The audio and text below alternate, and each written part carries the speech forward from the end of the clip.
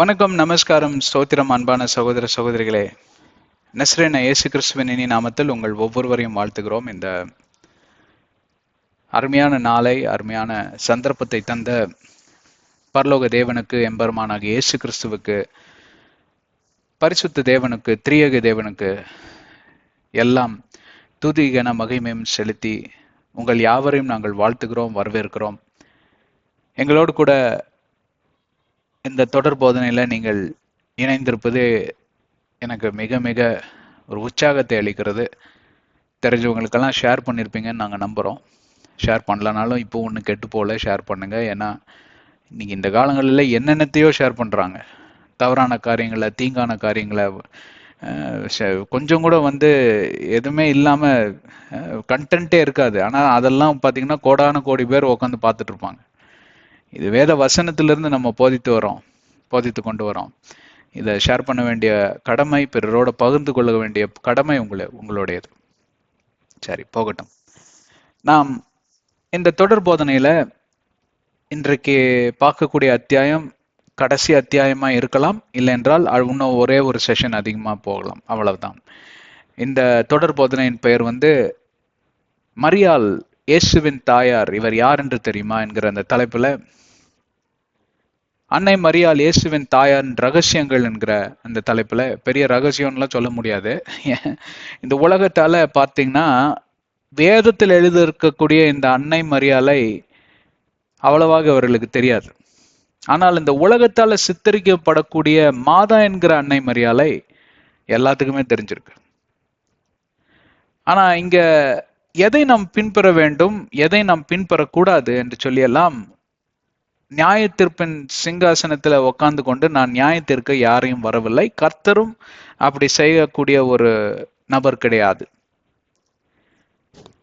நீங்க உங்களையே நியாயத்தீர்த்துக்கோங்க. சரி அது தவறு அதுன்னு சொல்லி உங்களையே நீங்க நியாயத்தீர்த்துக்கோங்க. ஆனா இங்க நியாயம் தீர்ப்பதை பத்தி நாங்க பேச வரல. முக்கியமான காரியம் என்னன்னு கேட்டா, வேதாகமம் என்கிற அந்த கட்டமைப்புக்குள் கிறிஸ்துவர்கள் வர வேண்டும். கிறிஸ்துவர்கள் அதுக்குள்ள நுழைவதே இல்லை.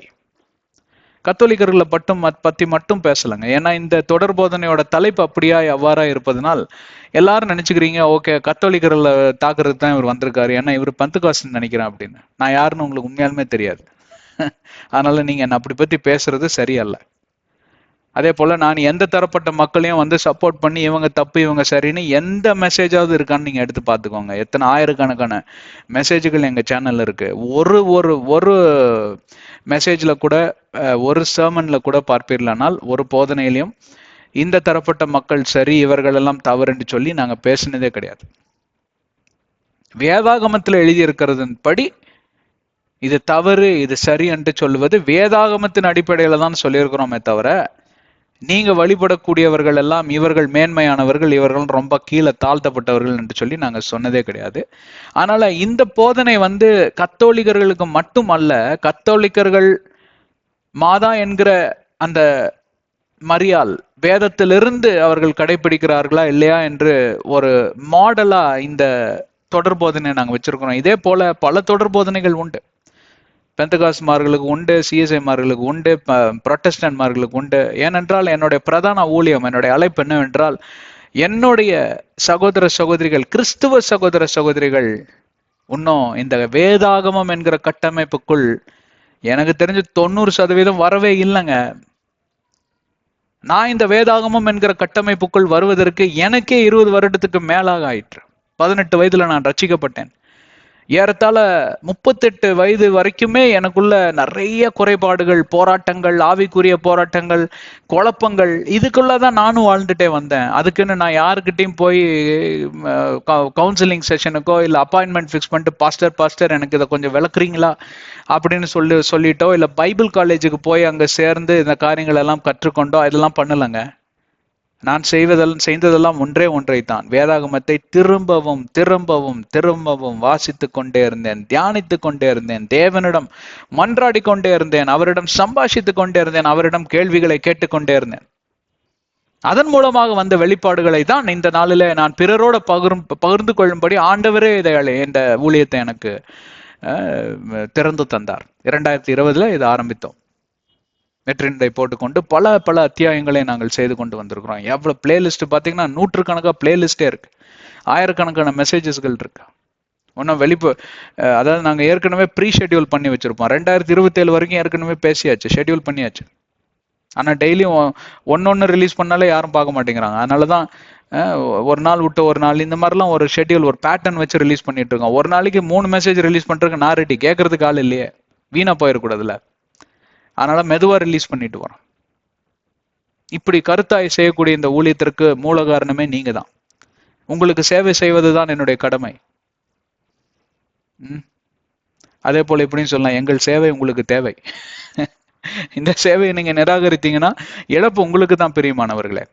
ஏனென்றால் திருச்சபைகளில் போதிக்கப்படாத காரியங்களை தான் எடுத்து நாங்கள் அதிகமாக போதிக்கிறோம். ஏனென்றால் திருச்சபையினால பல காரியங்களை செய்ய முடியாது. ஏன்னா அவங்க வேற ஏதாவது காரியங்கள்ல, இப்ப பாத்தீங்கன்னா நான் போய் ஃபியூனரல் செரமனி எல்லாம் நடத்துறது இல்லை, அடக்காரதை நான் செய்யறது இல்லை. ஆனா ஒரு பாஸ்டரோ ஒரு ஃபாதரோ போய் அதை செய்யணும், அது அவங்க கடமை இல்லையா? அப்ப அதுல நேரம் போகுது. அப்ப யாராவது அப்பாயின்மெண்ட் ஃபிக்ஸ் பண்ணிட்டு குடும்பத்துல பிரச்சனை ரகலன்னு வந்து நிப்பாங்க, அதெல்லாம் நான் பண்றது இல்லை. நான் ஒரு இவாஞ்சலிஸ்ட், நான் ஒரு சர்ச் பாஸ்டரோ இல்ல நான் ஒரு சர்ச் ஃபாதரோ கிடையாது. நான் அந்த அந்த பொறுப்பு எனக்கு ஆண்டவர் கொடுக்கல. நான் மிஷினரியும் கிடையாது. நான் ஒரு இவாஞ்சலிஸ்ட், நான் கர்த்தரால தேர்ந்தெடுக்கப்பட்ட சுவிசேஷகன், அவ்வளவுதான். அவ்வளவுதான். என் நேரத்தையும் என்னுடைய உடலையும் என்னுடைய ஆவி ஆத்ம சரீரத்தையும் நான் ஒப்பு கொடுத்திருக்கிறேன். மற்றவைகள் எல்லாம் ஆண்டவர் தான் பார்த்து கொண்டிருக்கிறார். அவர் கிருபையே பிரதானம். சரி, என்ன விட்டுருங்க. இன்னைக்கு எதுக்காக உங்ககிட்ட வந்திருக்கேன்னு கேட்டா, கத்தோலிக்கர்ல தாக்கி பேசுறதுக்கெல்லாம் வரலங்க. நீங்க என்னோட சகோதரன், நீங்க என்னோட சகோதரி. உங்களை தாக்கி பேசினா என்னைய நான் தாக்கி பேசுனதுக்கு பொருளாகும். தாக்கி பேசுவதற்கு வரலங்க. வேதாகமத்துல எழுதியிருக்கக்கூடிய காரியங்களை உங்களுக்கு வெளிப்படுத்துகிறேன், அவ்வளவுதான். நீங்க வணங்கக்கூடிய இந்த மாதா என்கிற அன்னை மரியாளுக்கும் வேதாகமத்தில் எழுதியிருக்கக்கூடிய அன்னை மரியாள் என்கிற இயேசுவின் தாயாருக்கும் என்ன வித்தியாசங்கள்? இதை ஒப்பிட்டு நீங்களே பார்க்கணும். சிமிலாரிட்டிஸ் அண்ட் டிஃபரன்சஸ் என்று சொல்லுவார்கள். நீங்களே ஒப்பிட்டு பாருங்கள், அதனுடைய வித்தியாசங்களை கண்டுபிடிங்கள், பகுத்தறிவுக்குள் வாருங்கள், அவேர்னஸ்குள்ள வாங்க அப்படின்னு உங்களை அன்பாய் அழைக்கிறோம். சிவப்பு கம்பளம் விரித்து உங்களை அன்பாய் அழைக்கிறோம், வாருங்கள் வாருங்கள். சரிங்களா? சரி, இந்த சென்ற அத்தியாயங்கள்ல பல காரியங்களை குறித்து நான் பேசி வந்தோம். அன்னை மரியாள் என்கிற ஒரு உன்னதமான பாத்திரம், இயேசுவின் தாயார் அன்னை மரியாள் ஒரு மேன்மையான பாத்திரம், ஒரு பரிசுத்த பாத்திரம், தாழ்மையின் ரூபம் எடுத்த ஒரு பாத்திரம், கஷ்டங்களை பட்ட பாத்திரம், நிந்தைகளை அனுபவித்த பாத்திரம், அவமானங்களை சகித்த ஒரு பாத்திரம், பொறுப்பான ஒரு பாத்திரம், விசுவாச பாத்திரம், அப்படி என்று ஏகப்பட்ட என்ன சொல்றது முடிசூடா பெயர்கள் உள்ள ஒரு பாத்திரம் அவங்க. ஆனா இந்த மாதிரி பேரை வச்சு அவங்களை கூப்பிடாம இன்றைக்கு வேற வேற பேர்லாம் வச்சு அவங்கள கூப்பிடுறாங்க. ஆரோக்கிய மாதா, சகாய மாதா, காணிக்க மாதா, இமாக்குலேட் மாதா, இந்த மாதா, பாத்திமா மாதா, இப்படி எல்லாம் ஒரு பெயர்களை வைத்து அந்த பெயர்களுக்கு பின்னாடி என்னென்னமோ கதைகள் உள்ளன. அந்த கதைகளுக்கும் வேதாகமத்துக்கும் சம்பந்தம் இல்லை. அது உங்களுக்கும் தெரியும், எனக்கும் தெரியும். அப்படி ஒரு கேள்வி கேட்டேன்னா நான் என்னால ப்ரூவ் பண்ண முடியும் அந்த கதை இங்கிருந்து வரலன்னு. இங்க இருந்து தான் வந்ததுன்னு நீங்க அது பைபிள காமிங்க, அதோட முடிஞ்சு போச்சு. உங்களால முடியாது, ஏன்னா வேதாகமத்துல இல்ல அது. அப்போ இப்ப யாரோ ஒருத்தர் என்கிட்ட வராங்க, அண்ணா உங்களை பாரி ஒரு ஒரு ஞானவான் இல்லவே இல்லைண்ணா, நீங்க எப்படிப்பட்ட ஞானவான், என்னென்ன புத்தகங்கள்லாம் எழுதிருக்கீங்கண்ணா. அண்ணா இதா அண்ணா அண்ணா அண்ணாட்டே நிறுத்துறா, நீ அட்ரஸ் மாதிரி வந்திருக்கிற, யாரை தேடுறா வந்த? அவன் கரெக்டா என் பேரை சொல்றான், என் அட்ரஸ் சொல்றான், அப்படியே ஓடி போயிரு. என்ன, எனக்கு கோவம் வர்றதுக்கு முன்னாடி ஓடி போயிரு. ஏன்னா எனக்கு தெரியும் நான் யாருன்னு. அவன் சொல்றதுக்கும் எனக்கு எந்த சம்பந்தம் இல்லை. அவன் ஏதோ காசு கறக்கிறதுக்கு வரான், இல்லை என்னை ஏமாத்துறதுக்கு வரான், இல்லை அவனுக்கு பைத்தியம் பிடிச்சிருச்சுன்னு நினைக்கிறேன். அவன் எப்படியோ வந்து நிக்கிறான். அவன் இல்லை என் மேல ஆள் கடந்த பிரியம், அதனால அவன் என்னை மேன்மை பாராட்டுறான். ஆனா எனக்கு அவன் யாருன்னே தெரியாது. நிறைய சினிமா நடிகர்களுக்கெல்லாம் ஃபேன்ஸ் இருக்காங்க பாருங்க, என்னென்னமோ சொல்லுவாங்க. ஆனா அவன் யாருன்னு இந்த சினிமா நடிகனுக்கு தெரியாது. அவன் பேசுறது கேட்க கூட மாட்டாங்கன்னு நினைக்கிறேன். கரெக்டுங்களா? இன்னைக்கு நீங்க ஏறெடுக்கக்கூடிய ஜபங்கள், இந்த மாதா என்கிற பரிசுத்தவதியான அன்னை மரியாள் கிட்ட ஏறெடுக்கக்கூடிய ஜபங்கள், நான் நினைக்கிறேன் இவங்க இப்படிதான் பார்ப்பாங்க. ஏன்னா இவங்க ஏறெடுத்த ஜபம் எவ்வண்ணமாக இருந்தது என்று சொல்லி சென்ற அத்தியாயத்தில் தான் நாம் பார்த்தோம். இந்த அத்தியாயத்தை தான் முதல் நான் கேட்கறேங்க அப்படின்னீங்கன்னா தயவு செஞ்சு இப்பவே ஆஃப் பண்ணிட்டு முதல்ல இருந்து வாங்க. ஹலோ, கெஞ்சி கேட்டுக்கிறேன், வருந்தி கேட்டுக்கிறேன்.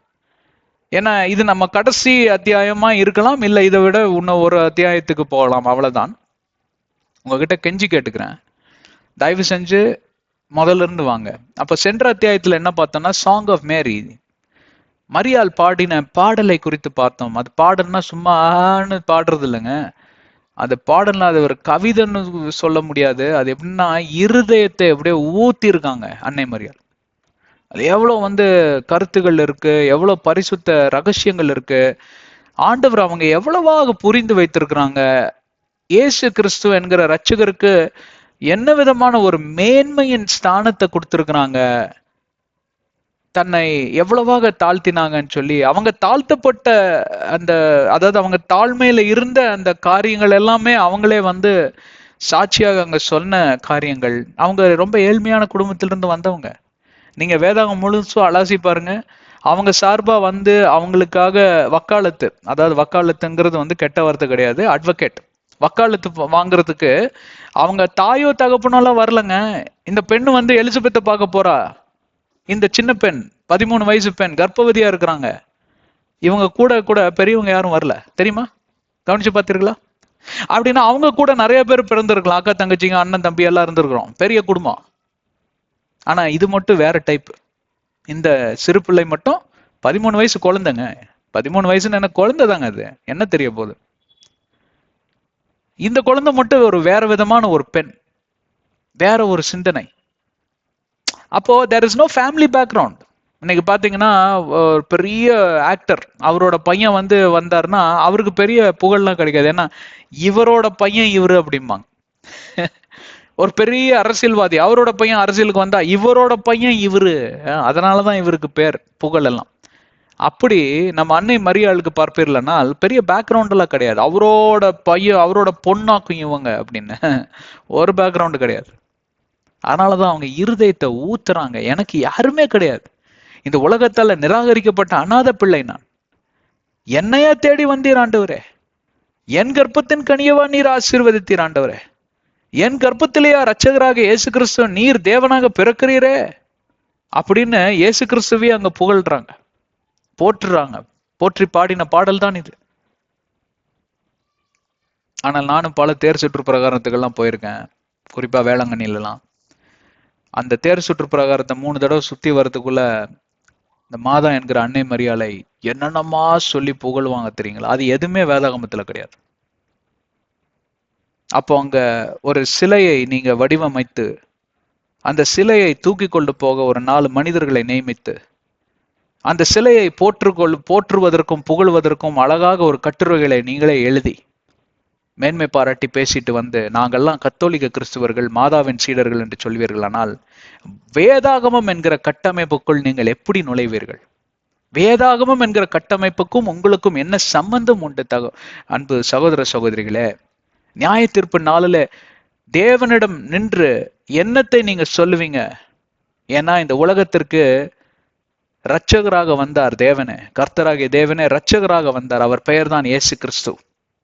அவர்தான் இந்த உலகத்தை ரட்சிக்க வந்த மெஸ்ஸியா. இவரை குறித்து தான் அந்த பாடல்ல 2-3 வசனங்கள் பாடினார். அதெல்லாம் சென்ற அத்தியாயத்துல நான் உங்களுக்கு அருமையாக சுட்டி காமித்தேன், அருமையாக நாங்கள் விளக்கம் கொடுத்திருக்கிறோம், அதெல்லாம் கேளுங்க போய். அப்போ இந்த உலகத்தின் ரட்சகரை நீங்க நிராகரித்து அவரை ஒரு ஓரமா, அவருக்கு இல்லைங்க நாங்க நிராகரிக்கலைங்க, பாருங்க எங்க கோயில்ல நாங்க பெரிய சிலுவை நடுவுல செஞ்சு இயேசுவை நாங்க அங்க தொங்க விட்டுருக்குறோங்க. நாங்க 3 ஆணி அதெல்லாம் காமிச்சிருக்கோம், காயெல்லாம் பாருங்க, விழால இருக்கிற காயத்தெல்லாம் நாங்க காமிச்சிருக்கோம், ரத்தம் எல்லாம் சிந்தது பாருங்க, தலையில முள் கிரீடம், மேல ஐயனாரை, இதெல்லாம் எழுதி வச்சிருக்கோம் நாங்க. எங்களன்னு எப்படி நீங்க சொல்றீங்க அப்படின்னு? நூற்றுக்கணக்கான தேவர்கள்ல ஒருவராய் இருக்கிறவர் இயேசு கிறிஸ்து கிடையாது. அந்த தேவர்களுக்கெல்லாம் தேவராய் இருக்கிறவர், he is the king of kings and lord of lords. அவர் பெயர் தான் இயேசு கிறிஸ்து என்று வேதாகமத்தில் எழுதப்பட்டிருக்கிறது. எல்லா முழங்கால்களும் முடங்கணும், எல்லா நாவுகளும் அறிக்கை செய்யணும். அதுல ஒரு நாவு தான் உங்க அன்னை மரியாளோட நாவு, நம்ம மாதா என்கிற அன்னை மரியாளோட நாவும் அதுல அடங்கி இருக்கிறது. இதை குறித்து தான் பேசிக்கொண்டே வருகிறோம். அப்படி பேசின இந்த மாதா என்கிற அன்னை மரியாளிடம் கடந்து சென்று நீங்க போற்றி புகழ்ந்து ஆராதித்து, நீங்க ஆரோக்கிய மாதாவே எங்களுக்கு சுகத்தை கொடுங்க, ஆரோக்கிய மாதாவே அப்படின்னு அழுவாங்க. நிறைய பாட்டிமார்கள்லாம் அழுவாங்க, அவங்களோட சேர்ந்து நான் எழுதிருக்கேன். ஏன்னு கேட்டா ஒரு முறை எனக்கு 12 வயசோ 13 வயசோ இருக்கிறப்போ எனக்கு வயிற்றுல ஒரு பிரச்சனை வந்துருச்சு. பிரச்சனைனா உடனே பெருசா நினைச்சுக்காதீங்க, அப்பெண்டிக்ஸ் இன்ஃபெக்ஷன் ஆயிடுச்சுங்க. எனக்கு இந்த பானிபூரி பேல்பூரின்னா ரொம்ப பிடிக்கும். போய் நல்லா ஒரு 2 3 பேல்பூரியை சாப்பிட்டு வந்துட்டேன்.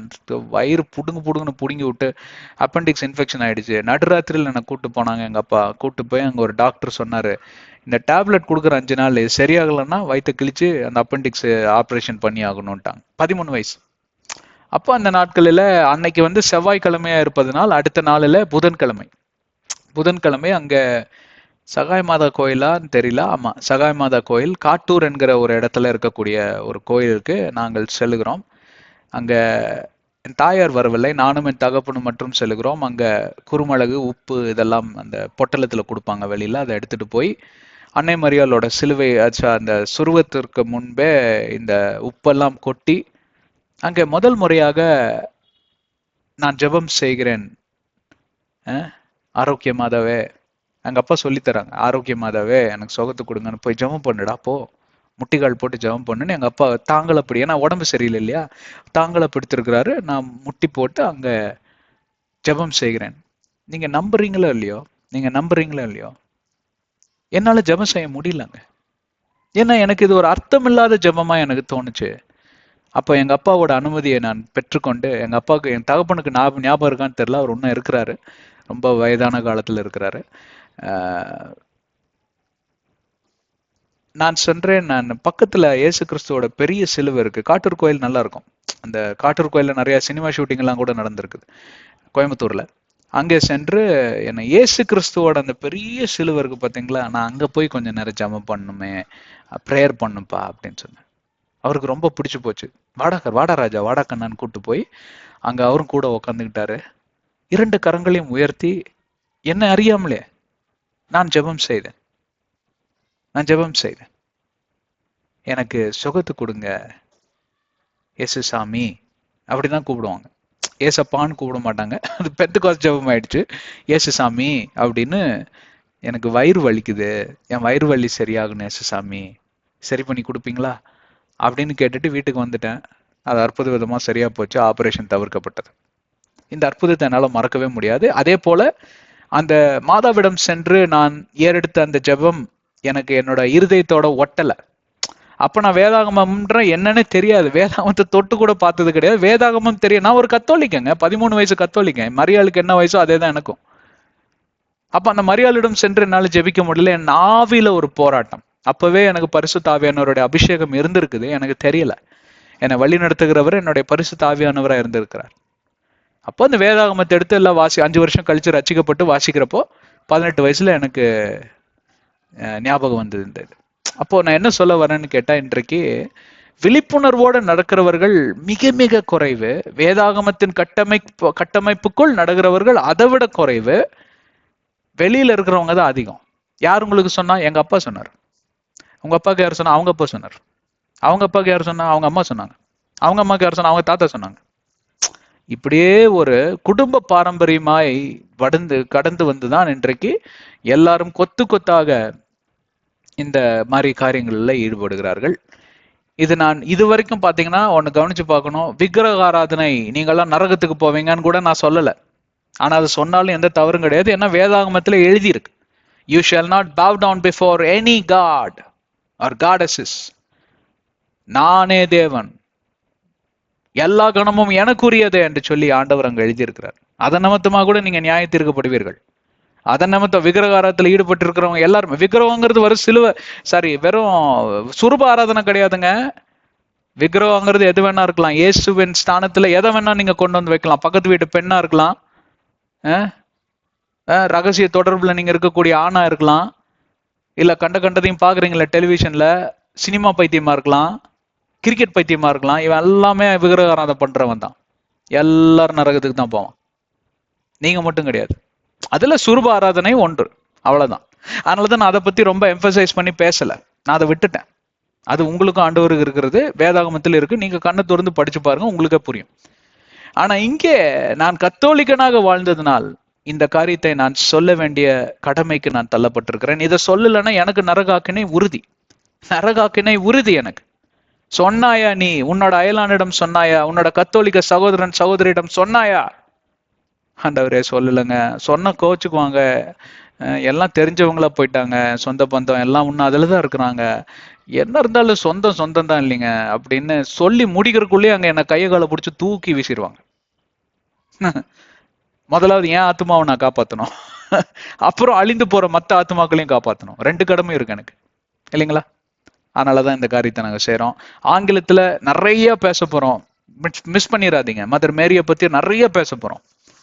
எதுக்காக நிறைய பேசுறோம்னு கேட்டா, அப்படிப்பட்ட பாத்திரங்க அவங்க. I love Mother Mary so much. என்ன புண்ணியவதி, என்ன செயின்ட் தெரியுங்களா அவங்க. நான் இங்க சொன்னது வந்து நாலுல ஒரு பகுதி கூட இருக்காது இப்ப வரைக்கும் பேசினதுல. இது வந்து 5 அத்தியாயங்கள் முடிச்சு 6வது அத்தியாயத்துக்குள்ள 6 மணி நேரம் பிரசங்கம் பண்ணியிருக்கோம். அப்போ இது வந்து ஒரு ஒரு பகுதி, ஒரு குவார்டர் தான். இன்னும் 3 குவார்டர் இருக்கு. அப்படின்னா எவ்வளவு பேச வேண்டியது இருக்கு. அவ்வளவு பெரிய கனமுள்ள பாத்திரம் அவங்க. அந்த மாதிரி ஒரு பரிசுத்தவதியை பத்தி ஆராய்ந்து பேசுவதெல்லாம் பாக்கியம் பண்ணியிருக்கணும், புண்ணியம் பண்ணியிருக்கணும். எப்படி மிஸ் பண்றது? அதை மறந்துடாதீங்க. சரி, இன்றைக்கு கடைசி அத்தியாயமா இருப்பதனால், மோஸ்ட்லி கடைசி அத்தியாயம் தான். சில காரியங்கள் வந்து நம்ம மதர் மேரிய குறித்து சில காரியங்களை நம்ம பேசிட்டு வரலாம். பேசுவதோட கூட அதை நம்ம தியானித்து முடிச்சிடலாம், சரிங்களா? ஏன்னா அவ்வளவுதான் நேரம் இருக்கு. 5 விதமான குணாதிசயங்கள் கொண்டவர் இந்த மதர் மேரி, அன்னை மரியாள், இயேசுவின் தாயார், மாதா என்கிற அழைக்கப்படுகிற அன்னை மரியாள். இது எல்லாமே வந்து ஏற்கனவே அங்கங்க பிட்டு சொல்லியாச்சு. இப்போ ஒரு கோர்வா வந்து பார்க்க போறோம், ஒரு ரிவிஷன் அப்படிம்பாங்க இல்லைங்களா, மாடல் பேப்பர் ரிவிஷன் மாதிரி. இப்போ இவருடைய, அதாவது இந்த அன்னை மரியாளோட மைய பகுதி, அன்னை மரியாளோட சாரா அம்சம் என்னப்பா அப்படின்னு நீங்க கேட்டீங்கன்னா, அவங்கள ஒரே வார்த்தையில அதுவும் சொல்லணும் அப்படின்னு ஒரு அசைன்மெண்ட் எனக்கு கொடுத்தீங்கன்னா நான் என்ன சொல்லுவேன் தெரியுங்களா? விசுவாசம். விசுவாசம்ங்க, விசுவாச பெண்ணுங்க, விசுவாச பாத்திரங்க அவங்க. அவங்க பரிசுத்தவதி தான், ரொம்ப நல்லவங்க தான், ஏழ்மையின் கோலம் எடுத்தவங்க, ஏழ்மையின் ஸ்தானத்துல இருந்தவங்க, ஏழை, எல்லாமே உண்மைதாங்க. ஆனா இது எல்லாத்துலயும் ஒரு சாராம்சம், டாப் கேரக்டர் என்னப்பா அப்படின்னு கேட்டீங்கன்னா, விசுவாச பாத்திரங்க அவங்க. She is known, she is someone who is known for trusting God. ஒரு சாத்தியக்கூறுவும் கிடையாது, ஒரு ஆதாரபூர்வமான ஒரு சாத்திய இதுவும் கிடையாது. There is no evidence for her to trust God. அவசியமும் கிடையாது. அவங்க நிராகரிச்சிருந்தாங்கன்னா வேற பெண்ணை தேடி போயிருப்பாரு. அதான் ஏகப்பட்ட பெண்ணுங்க அந்த காலங்களில் கல்யாணமே பண்ணாம இருந்தாங்களாம். எனக்கு இந்த மாதிரி ஒரு பாக்கியம் கிடைக்குமா அப்படின்னு தவம் இருந்தவங்க எல்லாம் இருக்கிறாங்களா, பரிசுத்தவதிகள் நிறைய பேர், பணக்கார குடும்பத்துல பிறந்தவங்க எல்லாம். அவங்களுக்கு எல்லாம் கிடைக்கல. அப்ப ஏகப்பட்ட பேர் அந்த கியூல இருக்காங்க இல்லையா. அப்போ வந்து கப்ரியல் தேவை தூதுனா ஆண்டவர் வேற ஒரு ஆள்கிட்ட அனுப்பிச்சு விட்டுருப்பான். ஆனா இவங்களுக்கு தான் ஃபர்ஸ்ட் ப்ரையாரிட்டி. அது எதனால அந்த ப்ரையாரிட்டி வந்தது, எதனால வந்ததுன்னு இதெல்லாம் இத்தனை அத்தியாயங்கள்ல உங்களுக்கு நான் சொல்லிட்டேன். 2 காரியங்களை பார்த்தோம். முதலாவது, அன்னை மரியாள் இயேசுவின் தாயார் யார்? நீங்க வணங்கி கொண்டிருக்கக்கூடிய மாதா என்கிற அன்னை மரியாளுக்கும் இந்த மரியாளுக்கும் சம்பந்தம் இருக்கான்னு சொல்லி அதையும் அழகா பார்த்துட்டோம். அப்புறம் உங்க இஷ்டம், அதையும் உங்க கையிலேயே விட்டுட்டோம். தீர்மானமும் நியாய தீர்ப்பையும் உங்க கையிலேயே விட்டுட்டோம். நீங்களே உங்களை நியாயம் தீர்த்துக்கோங்க, நான் ஒன்றும் சொல்லலை. இப்போ இன்னைக்கு பார்க்க வேண்டியது வந்து, இவங்க ஆண்டவரிடம் விசுவாசம் கொண்டு ஆண்டவரை நம்பி முழு இருதயத்தோட தன்னை அர்ப்பணித்த காரணங்கள் என்னன்னு கேட்டீங்கன்னா 5 விதமான காரணங்கள். அந்த 5 விதமான காரணங்கள் பார்ப்பீர்களாலும் 5 விதமான கேரக்டரா கூட இருக்கும். கேரக்டரிஸ்டிக் ஃபீச்சர்ஸ் என்று சொல்வார்கள், குணாதிசயங்கள். இதை பார்க்கணும் கண்டிப்பாக. வேதாகமத்தின் அடிப்படையில் தான் இதையும் பார்க்க போறோம். முதலாவது பார்ப்பீர்களானால், நான் இங்கே ஆங்கிலத்தில் தான் டைட்டில் எழுதியிருக்கேன், அதனால அதை நான் மொழிபெயர்க்கிறேன், சரிங்களா? அதனால தான் ஆங்கில செஷன்ஸை மிஸ் பண்ணிடாதீங்க. மறுபடியும் சொல்றேன். Despite Mary's fear, she trusted God's word and guidance for her life. மரியாளுக்கு பயம் இருந்தது எதிர்காலத்தை குறித்து. ஒருவேளை இவங்க சொன்னதெல்லாம் பொய்யா இருந்து நான் கர்ப்பவதியான பிறகு எல்லாம் கல் எடுத்து அடிச்சு எனக்கு கொன்னே போட்டானுங்கன்னா, ஏன்னா அவங்களுக்கு ஓரளவுக்கு தெரியும், நியாயப்பிரமாணங்கள்லாம் தெரியும் இல்லைங்களா? நியாயப்பிரமாணங்கள், கட்டளைகள்லாம் தெரியும். ஏன்னா இதெல்லாம் ரொம்ப பிரதானமான நியாயப்பிரமாணம். யாராவது வந்து கல்யாணத்துக்கு முன்னாடி கர்ப்பவதி ஆயிட்டா அது வேசித்தனம் பண்றது, விபச்சாரின்னு சொல்லி கல்லுலேயே அடிச்சு கொன்னே போடுவானுங்க. ஒரு குழியில நிக்க வச்சு கல்லுலேயே அடிச்சு கொன்றுவாங்க. எவ்வளவு பெரிய கொடிய மரணமா இருக்குன்ற அந்த பயம் அவங்களுக்குள்ள இருந்தது. ஆனால் அவைகள் மத்தியில் அந்த பயங்களை எல்லாம் நிராகரித்து அன்னை மரியாள் ஒரு தீர்மானத்துக்கு வராங்க.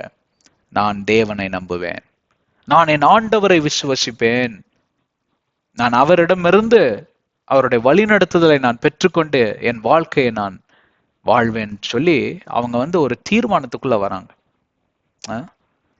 இப்போ இதை கோர்வா பார்க்கணும்னா நம்ம லூக்கா அதிகாரத்துல தான் இன்னைக்கு இந்த மரியாள் அப்படின்னாலே லூக்கா தான் அழகா எழுதியிருக்கிறார் நிறைய. நான் அதுக்கு மூல காரணம் என்னன்னு உங்களுக்கு போன அத்தியாயத்துல சொன்னேன். லூக்கா அன்னை மரியாளோடு கூட இன்டராக்ட் செய்வதற்கு, அதாவது பேசுவதற்கு ஒரு சாத்தியம், ஒரு ஒரு தருணம் கிடைச்சிருக்கு. ஏன்னு கேட்டா அந்த அப்போஸ்தலர் காலங்களில இருந்த சீஷர்களோடையும் அப்போஸ்தலர்களோடையும் கலந்து பேசிதான் லூக்கா தன்னுடைய சுவிசேஷத்தை எழுதியிருக்கிறாரு. தியோபிலஸால அனுப்பப்பட்ட ஒரு நபர் இவர். அவர் ஒரு கிரேக்கர். அதனால மரியாள் கூட அழகா பேசி நிறைய காரியத்தை கேப்சர் பண்ணியிருக்காரு. மத்தேயு அதை பண்ணல, மார்க் அதை பண்ணல, யோவானும் அதை பண்ணல. யோவான் ஏன் பண்ணலன்னு தெரியல. யோவான் சில காரியங்கள்ல ரெக்கார்ட் பண்ணியிருக்காரு, யோவான் சீஷன். பட் அதை விட அழகா லூக்கா பண்ணியிருக்காரு. சரிங்களா, போலாமா? முதலாவது பாயிண்ட்டுக்குள்ள நம்ம டீட்டெயிலா போலாமா? முதலாவது இந்த வசனத்தை பார்ப்பீர்களானால் லூக்கா 1வது அதிகாரம் 29வது வசனம். But when she saw him she was troubled at his saying and considered what manner of greeting this was. இந்த தூதனானவர் இதோ கப்ரியேல் தூதனானவர் இயேசு கிறிஸ்து பரிசுத்த ஆவியானவரால் உங்களுடைய கர்ப்பத்தில் திறக்கப்படுவார் அப்படி என்று சொல்லி அவர் இந்த மாதிரி ஒரு வாழ்த்துதல் செய்தியை தெரிவிக்கிறப்போ, இது வாழ்த்துதல் செய்தியா, எனக்கு மிக பயமா இருக்குதே அப்படின்னு சொல்லி அங்க மரியாளானவள் ஒரு பயத்திற்கு தள்ளப்படுகிறார். சிறு பெண் தானே, சிறு பிராயத்தில் இந்த மாதிரி ஒரு செய்தியை கேட்டால் யாருக்குமே ஒரு கலக்கம் வருவது இயல்புதான், இது நியாயம்தான். ஸோ ஒரு மனிதனுக்கு என்ன விதமான, ஒரு மனுஷிக்கு என்ன விதமான பயம் வருமோ அது வந்தது. 38வது வசனம். Then Mary said, behold, the maidservant of the Lord, let it be to me according to your word, and the angel departed from her. ஆனாலும் பார்ப்பீர்களானால் இந்த மரியாள் என்கிற பெண்ணானவள் தேவனுடைய சித்தத்துக்கு தன்னை ஒப்பு கொடுத்தாள். இப்பொழுது பார்ப்பீர்களானால் நம் வாழ்க்கையில் கூட பல காரியங்கள் ஆண்டவர் தம் சித்தத்தின்படி வழி நடத்தக்கூடியதாவது. ஆனால் அவருடைய சித்தத்தின்படி நம்மை வழிநடத்தி செல்லக்கூடிய அந்த பாதையில் நாம் கடந்து செல்லுகிறப்போ பல பயங்களுக்குள் நாம் தள்ளப்படுவோம், பல கவலைகளுக்குள் தள்ளப்படுவோம், வருத்தத்துக்குள் தள்ளப்படுவோம், நிந்தைக்குள் தள்ளப்படுவோம், குழப்பத்துக்குள் தள்ளப்படுவோம். அறியாததை போல தெரியாததை போல இருக்கும். ஏனால் ஆண்டவரோட வேலை செஞ்சவங்களுக்கு இது நல்லா தெரியும், அவர் எல்லாமே ஒரே டைம் வெளிப்படுத்த மாட்டார், படிப்படியாக அவர் வெளிப்படுத்தி கொண்டு வருவார். ஏனென்றால் ஒவ்வொரு படியிலையும் உங்கள் ஆவியை அவர் சோதிக்கிறவராயிருக்கிறார், உங்களுடைய இருதயத்தை அவர் சோதித்து பார்க்கிறவராயிருக்கிறார், உங்களுடைய ஆவிக்குரிய நிலைமையை அவர் கண்டறியும்படி அவர் அங்கே மிக மிக பிரயாசப்படுகிற தேவனா இருக்கிறார். ஏனென்றால் அவர் அக்கறையின் தேவன். அதே நேரத்தில் பார்ப்பீர்களானால் அவர் ஒருபோதும் கண்மூடித்தனமாக எந்த காரியத்தையும் செய்வதாக சரித்திர கூறும் சரி, மற்றும் நீங்க பைபிள்ல வேதாகமத்துல எந்த விதமான பரிசுத்த பாத்திரத்திலும் இதை நீங்க பார்க்கவே முடியாது. படிப்படியாக ஒன்றொன்றை ஒரே ஒரு நேரத்துல தான் சொல்லுவார். அப்படி நீங்க கடந்து செல்லக்கூடிய பாதையில் திகழ்கள் ஏற்படும், பயங்கள் ஏற்படும், கவலைகள் ஏற்படும். சரியான பாதையில தான் நம்ம வந்தோமா அப்படிங்கிற சந்தேகத்துக்குள்ளெல்லாம் நீங்க தள்ளப்படக்கூடும். ஆனால் இது சிறு பிராயங்க. ஒரு 13-14 வயசு பெண்ணுக்கு கடந்து போகக்கூடிய பாதையா இது. உலகத்துல யாருமே கண்டிராதது ஒன்று இந்த அம்மால நிறைவேறுது. அன்னை மரியாள் அந்த நேரத்துல பிரெக்னண்டா இருக்கிறப்போ இந்த உலகம் தோன்றி வெறும் 4000 வருஷம் தான் ஆச்சு. அப்ப இந்த 4000 வருடங்கள்ல உலகம் கண்டிராத ஒரு மிக மிக பெரிய வியக்கத்தக்க ஒரு காரியம். முதலாவது, இதை சொன்னால் யாரும் நம்ப போறது கிடையாது. இந்த காலகட்டம் வரைக்கும் பார்ப்பீர்களானால் அன்னை மரியாளையும் நம்பவில்லை, இயேசு கிறிஸ்துவையும் நம்பவில்லை. அதுதான் இந்த யூத குலம். நம்மளுடைய யூத சகோதர சகோதரிமார்கள் கத்தோலிக்கர்களை மட்டுமல்லங்க, கிறிஸ்துவத்தையே அவர்கள் நிராகரித்து விட்டார்கள். கொடிய பாவம் இல்லைங்களா? மெசையா இன்னும் வருவாருன்னு சொல்லி அவங்க வானத்தை பார்த்துட்டு இருக்கிறாங்க, பல நட்சத்திரங்கள் அவங்க பார்த்துக்கிட்டு இருக்கிறாங்க. மெசையா வந்தார், வாழ்ந்தார், மரித்தார், உயிர் தெழுந்தார், பிதாவின் வலது பரிசத்தில் பரிகாரியா இருக்கிறார். அவர் திரும்ப வருவதற்கும் எல்லா சாத்தியக்கூறுகளும் நிறைவேறிவிட்டன, எல்லா விதமான தீர்க்க தரிசன உரைகளும் நிறைவேறிவிட்டன. இதை குறித்தெல்லாம் நாங்கள் ஆங்கிலத்தில் அதிகமாக பேசிக்கொண்டு வருகிறோம். இந்த மாதிரி காலகட்டங்களில், அந்த காலங்களில் மரியாளானவள் ஒரு தைரியமுள்ள பெண்ணாய், எவ்வளவு பயங்கள் இருந்தாலும் அவள் கர்த்தரை விசுவசித்தாள், அவர் கர்த்தரை சார்ந்தாள். மேரியானவள் அன்னை மரியாள் ஆனவள் ஒரு தீர்மானத்துக்கு வர்றாங்க.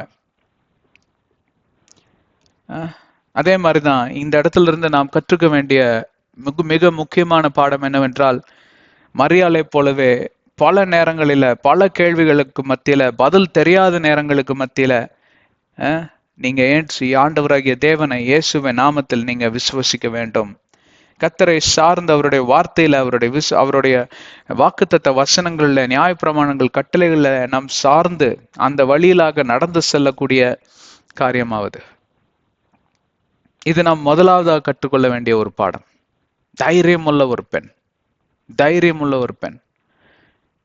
தைரியத்தை விட அந்த நேரத்தில் பார்ப்பீர்களானால் கர்த்தரை பயங்கள் மத்தியில விசுவசித்த ஒரு பெண். அதுதான் முதலாவது பாயிண்ட்.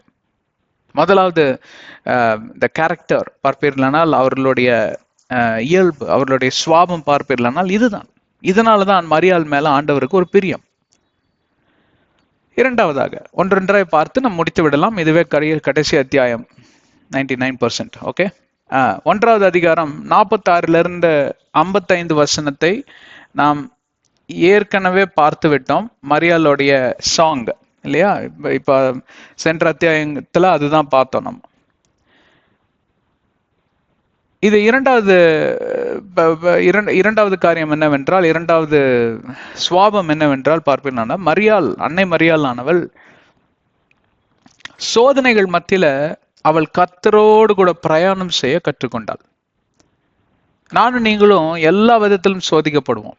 என்னை போல உங்களைப் போல இயேசு கிறிஸ்துவும் எல்லா விதத்திலும் சோதிக்கப்பட்டார் என்ற அந்த வேத வசனம் எபிரேயர் 2:17 எபிரேயர் 4:14-16 வசனங்கள் எல்லாம் நீங்க வாசித்து பாருங்கள். அதுல அனுபவம் பெற்றதுனால்தான் இயேசு கிறிஸ்து மத்தேயு 26:41 சொல்லுகிறார், இதோ விழித்திருந்து ஜெபம் செய்யுங்கள், இல்லை என்றால் மாம்சமோ பலவீனமானது, சோதனையின் நாட்களிலே உங்கள் மாம்சமோ பலவீனம் அடைந்து தோற்று விடுமே, ஆவியில் அவைகளை மேற்கொள்ள கற்றுக்கொள்ளுங்கள். ஆவியோ உற்சாகம் அடையும், ஆவியோ தைரியம் உள்ளது. ஆனால் என்ன பிரச்சனைன்னு கேட்டா, இந்த ஆவி ஒளிஞ்சிட்டு இருக்கிற இடம் எது? ஆவி ஒளிஞ்சிட்டு இருக்கிற இடம்ங்கிறத விட அதை சுத்தி இருக்கிற இடம் என்ன? மாம்சத்துக்குள்ளேதான் ஆவி இருக்கிறது. சோ மாம்சம் ஆளுமை செய்ய போது ஆவியானது சொல்லணும், மாம்சமே நீ எனக்கு கீழ்பட்டு இருக்க வேண்டும் என்று சொல்லி. அதனாலதான் ஆவில எவன் ஒருவன் உச்சத்துக்கு வருகிறானோ, எவன் ஒருவன் உச்ச கட்டத்திற்கு வருகிறானோ, அவனே இயேசுவின் சீஷனாய் மாறுகிறான், அவனே தேவனுடைய தாசனாய் மாறுகிறான். அவனை இந்த உலகத்துக்கு அதிபதியான பிசாசை அவன் காலின் கீழே தலையை நசுக்கி போட வல்லமை பெற்றவனாய் மாறி விடுகிறான். ரோமர் 16:20 அதை தான் சொல்லுகிறது. அதுல மிக தேர்ச்சி பெற்றவர் தான் நம் அன்னை மரியாள். அவங்க வாழ்க்கையில பார்ப்பீர்களானால் that she would give birth to the Messiah. ஆனா கண்டினியூஸா அவங்க பாத்தீங்கன்னா ஆண்டவரை துதிச்சு கொண்டே இருக்கிறாங்க.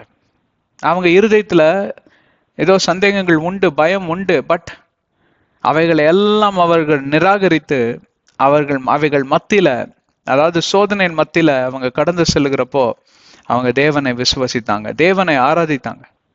அந்த தேவனை ஆராதிக்கக்கூடிய அந்த ஒரு அடிமையான பாடல், மரியாளோட பாடல் தான் 46-56 வசனம். அதை நம்ம சென்ற அத்தியாயத்திலேயே நம்ம தியானித்து விட்டோம்.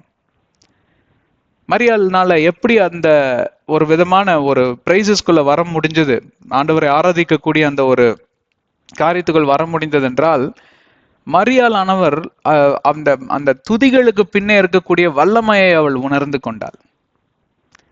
நீங்க ஆண்டவரை சோதனைகள் மத்தியில துதிச்சு பாருங்க, பிரச்சனைகள் மத்தியில ஆண்டவரை விசுவசித்து பாருங்க. சண்டை பிடிக்கிற நேரத்துல நீங்க உங்க வாயை திறக்காம அமைதலா தேவனோட அறைக்குள் சென்று, அதாவது உங்களுடைய ஜெப அறைக்குள் சென்று ஆண்டவரோடு கூட நீங்க அமைதலா பேசி பாருங்க. ஆண்டவர் உங்க சார்பாய் நின்று யுத்தம் செய்வார். என் வாழ்க்கையில நான் அதை பலமுறை பார்த்திருக்கிறேன். ஒருபோதும் ஒரு நாளிலும் அவர் உங்களை தோக்க அனுமதி தரவே மாட்டார். நீங்க தோத்து போகும்படி அவர் அனுமதி தரவே மாட்டார். அதுதான் நடந்தது.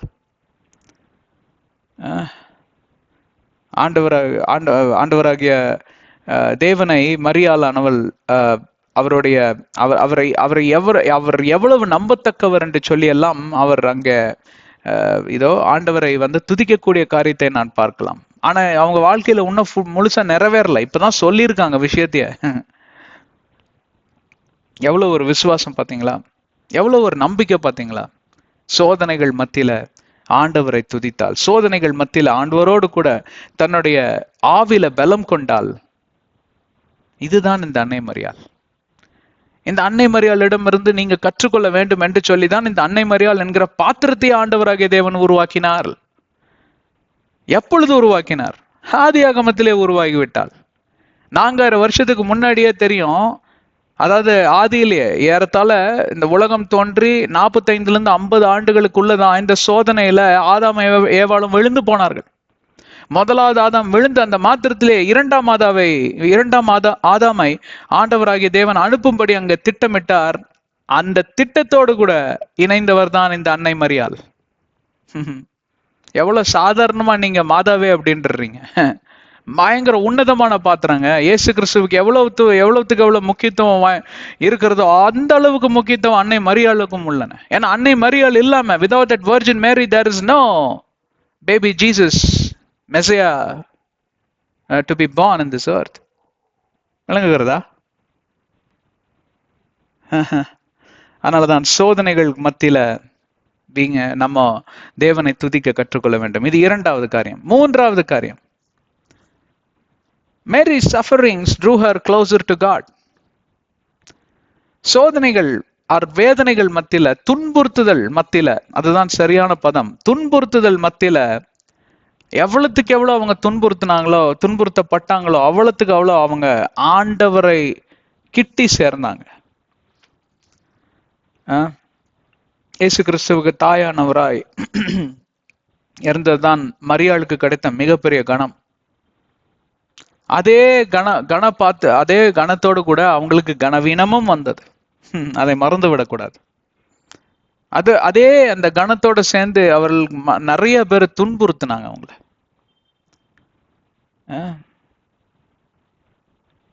ஆண்டவராக இயேசு கிறிஸ்து வளர்ந்து வரும் மாத்திரத்துல எவ்வளவு பேர் அவரை ஏதோ கிண்டல் செய்திருப்பாங்க, கேலி செய்திருப்பாங்க.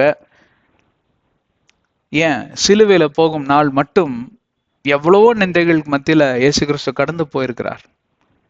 அவைகள் மத்தியில அவரோடு கூட ஒருவராய் நின்றவர் கர்த்தர். ஆனால் இந்த பூமியில அவரோடு கூட இணைந்து நிற்பதற்கு அங்க யாருமே கிடையாது. எப்பவுமே இந்த அப்போஸ்தலர் சீஷர்கள்லாம் பாருங்க, சண்டை பிடிச்சுக்கிட்டே இருப்பானுங்க. அவங்களுக்கு பரிசுத்த ஆவியானவருடைய வழி நடத்துதல் வரல, வெளிப்பாடு வரல. அதனால அவங்களுக்கு என்னன்னு தெரியல. இயேசு கிறிஸ்து சொன்னதெல்லாம் இன்னைக்கு பல நூற்றாண்டுகளுக்கு பின்பே அதாவது நமக்கு ஒரு அண்டர்ஸ்டாண்டிங்குள்ள வந்துடணும் இல்லைங்களா, நமக்கு ஒரு புரிதலுக்குள்ள வந்துடணும். ஆனா அந்த காலங்களில இந்த மாதிரி வேதங்கள் எழுதப்படவே இல்லை. மத்தேயு மட்டும் சைலண்டா நோட்ஸ் எடுத்துட்டு இருந்திருப்பாருன்னு நான் நினைக்கிறேன். ரொம்ப ரொம்ப சின்ன பசங்க நிறைய பேர், சில பேர் பேதுரு மாதிரி பாத்தீங்கன்னா வாயை திறந்தாங்கன்னா திறந்த வாய் மூடாது, அவ்வளவு பேசுவார். இதெல்லாம் பார்த்து அவருக்கு மிக துக்கமா இருந்திருக்க சாத்தியக்கூறு உண்டு. சோசன் என்கிற ஒரு அருமையான ஆங்கில சீரியல்ல காமித்திருப்பாங்க. மேரி அதாவது அன்னை மரியாள் இயேசுவின் தாயார் எப்படியாக அவர் அப்பப்போ சந்தித்து உற்சாகப்படுத்தினார்கள் என்று சொல்லி இதெல்லாம் சாத்தியக்கூறுல உண்டு. இதெல்லாம் அவருடைய சரித்திர நூல்ல எழுதப்பட்டிருக்கிறது. இயேசு கிறிஸ்துவோடு கூட இவரும் அங்கே பார்ப்பீர்களானால் காட்சிகளில் ஈடுபட்டிருந்திருக்கிறார்கள், சந்திப்பில் ஈடுபட்டிருந்திருக்கிறார்கள். வீட்டை விட்டு போனோன்னா அப்படியே சரி நீ போயிட்டு வா அப்படின்லாம் சொல்லி மரியாள் இருந்திருக்க வாய்ப்பே கிடையாது. அப்படிப்பட்ட அன்னை மரியாள் கிடையாது அவங்க. ஏன்னா அப்படி இருந்திருந்தால் சிலுவையின் அண்டையில அங்க அந்த அம்மா உக்காந்துட்டு இருக்க மாட்டாங்க. எப்ப அவங்க கைது செய்யப்படுறாரோ அப்ப இருந்தே அவங்க பல பெண்கள் கூட்டம் எல்லாம் சேர்ந்து ஒன்னா போறாங்க. அதுல அன்னை மரியாள் தான் லீடரு.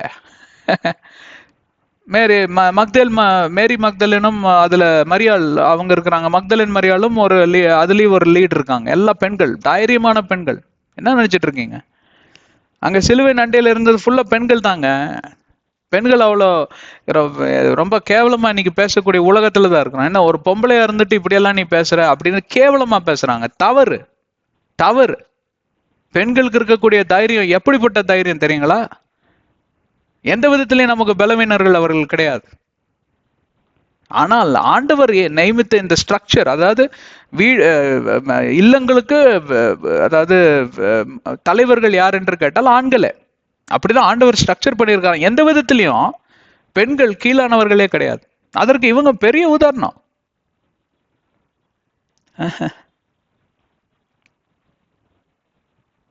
மரியாளானவள் மிக மிக துன்புறுத்தல்கள் கடந்து சென்றிருக்கக்கூடிய ஒரு பாத்திரம்ங்க.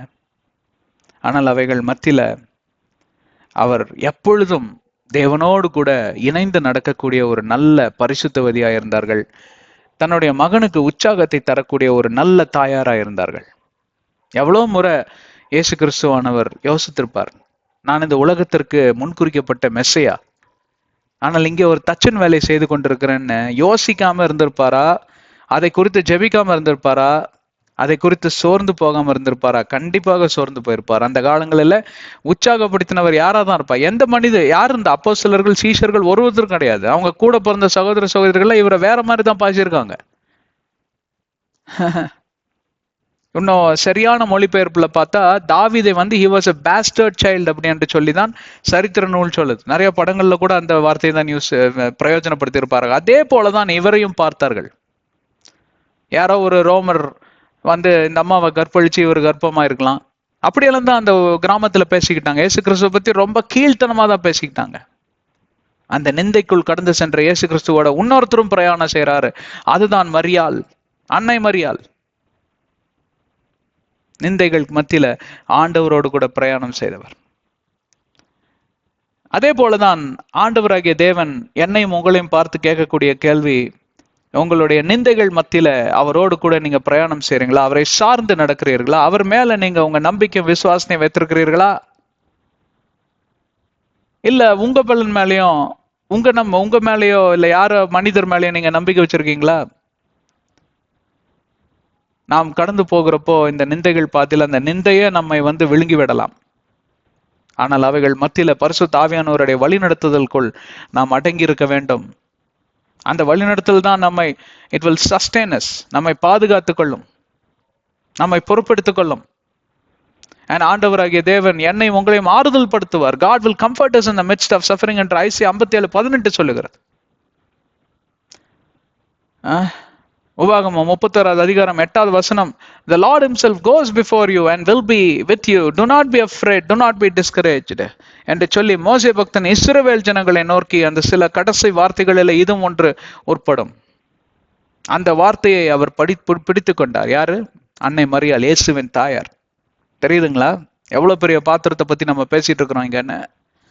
நிந்தையின் பாதியில கடந்து போவதெல்லாம் அவ்வளவு எளிதான காரியமே கிடையாதுங்க. விசுவாசம் நொறுங்கி போய்விடும். உங்களுடைய நம்பிக்கை அவநம்பிக்கையாய் மாறிவிடும்.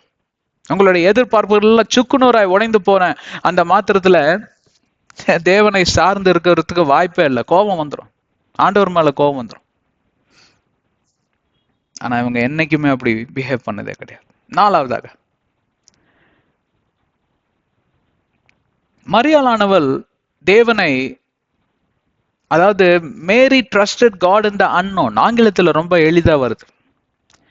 தெரியாத நேரங்களில், அதாவது புரியாத காலங்களில், அறியாத காலங்களில் ஆண்டவராகிய தேவனை அவள் விசுவசித்தாள். அதுதான் மரியாள், அன்னை மரியாளோட மிக மிக முக்கியமான ஒரு சாராம்சம், மிக மிக முக்கியமான ஒரு சுவாபம். என்னன்னு தெரியாதுங்க, அதெல்லாம் எனக்கு கவலையே கிடையாதுங்க, நான் ஆண்டவரை நம்புவேன், அவ்வளவுதான். கண்மூடித்தனமான ஒரு நம்பிக்கை அப்படின்னு கூட சொல்லலாம். ஐயோ என்ன என்ன தைரியத்திலேயா நீ கடவுளை நம்பிட்டு இப்படி உட்காந்துட்டு இருக்கிற அப்படின்னு கேட்டிருக்காங்க. என்னையே நிறைய பேர் கேட்டிருக்காங்க. நீ சொல்ற இந்த கடவுள்ங்கிற அந்த கடவுள் எங்க? இப்போ நான் நிறைய பாதையில கடந்து போயிருக்கேன், நீங்களும் கடந்து போயிருப்பீங்க. நான் பெரிய செயின்ட் ஆஃப் காட் நான் மட்டும்தான் கடந்து போனேன்னு சொல்லல. இது இயல்பே. எல்லாரும் வாழ்க்கையில இருந்தா பிரச்சனைகள், நிந்தைகள், அவமானங்கள், துக்கங்கள், சுக துக்கங்கிறது ரொம்ப காமன். ஆனால் இந்த துக்கத்தின் பாதையில குறிப்பாக கண்மூடித்தனமாய் ஆண்டவரை விசுவசிப்பது தெளிவா ஒண்ணுமே இருக்காதுங்க. இப்பொழுது கூட நான் ஒரு சூழ்நிலையில கடந்து போயிட்டு இருக்கேன். என் மனைவி தான் அதற்கு, அவங்க ஒருத்தர் தான் விட்னஸ், சாட்சி. அதுக்கு அவங்களுக்கு மட்டும்தான் தெரியும், அதுக்கு பின்பு கடவுளுக்கு தெரியும். ஒரு காரியத்துல ஆண்டவர் நீ பின்வாங்கிருந்தார். அது ஊழிய பாதை தான். நிறைய ஊழியங்கள் செய்து கொண்டு வருகிறோம். அதுல ஒரு ஊழியம் எனக்கு மிக மிக பிரியமான ஒரு ஊழியம், எனக்கும் என்னோட மனைவியா இருக்கும். நாங்க சென்று ஊழியத்தை செய்து கொண்டு வந்தோம். அந்த ஊழியமும் பயங்கரமா வளர்ந்து கொண்டு வந்தது. அதுல பயங்கரமான ஒரு ரிசல்ட்ஸ். திடீரென்று ஆண்டவர் சொல்லுகிறார், பின்வாங்கிப்போ, அதுல பேக் ஆஃப் அப்படிங்கிறார். போதும், அந்த இடத்துல இருந்து வெளியாவா. நான் முதல்ல ரொம்ப ரொம்ப தெளிவாக நான் நினைத்தேன், இது பிசாசோட குரல் தான், அவன் தான் பிசாஸ் தான் சொல்றான் அப்படின்னு. நான் கவனிக்கல. நான் தொடர்ந்து முன்னேறி இன்னும் அதிகமா போனேன். பிசாசு, இப்படியா நீ பேசுற, இப்படியா நீ என்ன இது பண்ற? 3 மாதம் ஆன பிறகு ஒரு சம்பவத்தின் மூலமாக ஆண்டவர் கன்ஃபார்ம் செய்தார். அதாவது அந்த குரல் அவருடைய குரல் தான். அந்த ஊழியத்திலே ஒரு சிறு பிரச்சனைகள் வரும்படி ஆண்டவர் அனுமதித்தார். அந்த பிரச்சனையின் மூலமாக ஆண்டவர் எனக்கு வெளிப்படுத்தினார். அன்றைக்கு பேசினது நான் தான். இது கூட அவனுக்கு தெரியல. ஐயோ ஆண்டவரே, என்ன நீங்களா? It's about trusting God in the unknown. தெளிவான பாதையில போயிட்டே இருப்போம், திடீர்னு இல்லையா போதும் அப்படிம்பாரு. அப்ப உங்களுக்கு கண் கட்டினது போல இருக்கும். இல்ல நல்லா போயிட்டு இருக்கோம், அப்ப பாத்தீங்கன்னா திடீரென்று ஒரு தலை புரட்டக்கூடிய ஒரு பிரச்சனை வரும். அப்போ நீங்க ஆண்டவரை நோக்கி பாக்குறப்போ, அமைதியார் நான் சொல்றேன் உனக்கு அப்படிம்பாரு. ஐயோ இப்போ சொல்லுங்க, எனக்கு தலை மேல வெள்ளம் வருதானே, இரியா அப்படிம்பாரு. பேசாம இருப்பார். அன்னை மரியாளோட பாதையை பார்ப்பீர்களானால் மிக மிக, அதாவது it was a path of unknown. நாளை தினத்தில் என்ன நடக்கும்னு தெரியாதுங்க. நீங்க சொல்றீங்க 9 மாசம் அவங்க சுமந்து பெத்தாங்க அப்படின்னு. ஒவ்வொரு நாளிலும் அவங்க சுமந்தது இயேசு மட்டும் இல்லைங்க, திசை தெரியாத காரியங்கள், என்னன்னு தெரியாது. நாளை தினத்துல என்ன, எந்த இடத்துல இருந்து அவங்க வந்து கல்லெறிவானுங்கன்னு சொல்ல முடியாது. பிசாசோட போராட்டம், ஆவிக்குரிய போராட்டம். ஆனால் அவர் ஆண்டவருடைய பாதத்தில் தன்னை அர்ப்பணித்தார்கள். Surrender. and she moved forward. முன்னேறி சென்றாங்க. தேவனை விசுவசிப்பது அரிதே. எப்போ எல்லாம் நல்லா போயிட்டு இருக்கிறப்போ எளிதான காரியம். அடுத்த பாதை என்னன்னு தெளிவா தெரிகிறப்போ ஆண்டவர் பிரைஸ் தி லார்ட் ஹல்லேலூயான்ட்டு முன்னாடி போறது ரொம்ப ரொம்ப ஈஸி. 9 மாசம் கழிச்சு இந்த அம்மா உயிரோடு இருப்பாங்களான்னு தெரியாது. இந்த அம்மாங்கிறோம், அது சிறு பெண்ணுங்க, 13 வயசு குழந்தைங்க. அது அன்னை மரியாள். எனக்கு உங்களுக்கு மிகப்பெரிய சோதனை எப்ப தெரியுங்களா? அடுத்த பாதை என்னன்னு தெரியாது நமக்கு, அடுத்த வேலை என்னன்னு தெரியாது, அடுத்த நாள் என்ன நடக்கும்னு தெரியாது. அவைகள் மத்தியில முன்னேறி செல்லக்கூடிய ஆற்றல் உள்ளதா? தேவனை விசுவசிக்கக்கூடிய ஆற்றல் உள்ளதா? மரியாளானவள் இப்படியாக ஆண்டவரை விசுவசிக்க துணிந்தாள். பயத்தின் மத்தியில, அன்சர்டனிட்டிஸ் என்று சொல்வார்கள், ஒரு தெளிவான பாதை இல்லாத ஒரு சூழ்நிலையில் மத்தியில தேவனை சார்ந்து நடக்கக்கூடிய அந்த ஆற்றல் படைத்தவர். This is called as an extraordinary blessing in birthing Jesus the Messiah. இதுதான் வேத பாரகர்கள் சொல்லுகிறாங்க. இது ஒரு எக்ஸ்ட்ராடினரி ஆட்டிடியூட். இது ஒரு சாதாரண காரியம் இல்லைங்க. இது ரொம்ப, அதாவது மனுஷனுடைய இயல்புக்கு தாண்டிய ஒரு ஒரு சுவாபம், ஒரு குணாதிசயம். அப்படிப்பட்ட அன்னை மரியாள். அடுத்த நாள் என்ன நடக்கும்னு தெரியாது. ஆனா அன்னை மரியாள் ஒவ்வொரு நாளிலும் ஆண்டவரை கூப்பிட்டார், ஆண்டவரை விசுவசித்தார். ஒவ்வொரு நாளிலும் அவரோடு கூட ஜீவித்து வந்தார். அவங்களுக்கு கொடுக்கப்பட்ட செய்தி ரொம்ப சின்ன செய்தி தாங்க. மெஸ்ஸியா பிறப்பாரு, கர்ப்பம் தெரிக்கப்பட்டு இந்த டிராமால எல்லாம் காட்டுறாங்க பாருங்க, டக்குன்னு அடுத்த சீன்ல பார்த்தா இயேசு பிறந்திருப்பார். நடுவால போன 9 மாசம் அந்த பாதை யாருக்குமே தெரியாது. Those are silent years what Mary went through in her life which no one knows. கர்த்தரே அறிவார். அதை குறித்து தான் பேசிக்கொண்டு வருகிறோம். இப்படிப்பட்ட மரியாளை நீங்க அறிவீர்களா? மாதா என்கிற இப்படிப்பட்ட மரியாளை நீங்க அறிவீர்களா? யாருக்காக இப்படி வாழ்ந்து வந்தார்? இயேசு கிறிஸ்துவுக்கு எல்லா துதிகான மகிமையும் செலுத்தும்படி அவர் வாழ்ந்து வந்தார். இப்படிப்பட்ட மாதாவிடம் சென்று என்னை காப்பாத்துங்க மாதாவே அப்படின்னு சொன்னா அவங்க மனது எவ்வளவு காயப்படும் கொஞ்சம் யோசித்து பாருங்க. கடைசியாக மேரி சரண்டர் டு காட்ஸ் வில். இதுதான் அவர்களுடைய கடைசி குணாதிசயம். அருமையான ஒரு குணாதிசயம். இயேசு பிறக்கிறார் என்ற அந்த நற்செய்தியை அறிந்த நாளில் தன்னை முழுமையாக அர்ப்பணித்தார். கைது செய்தார்.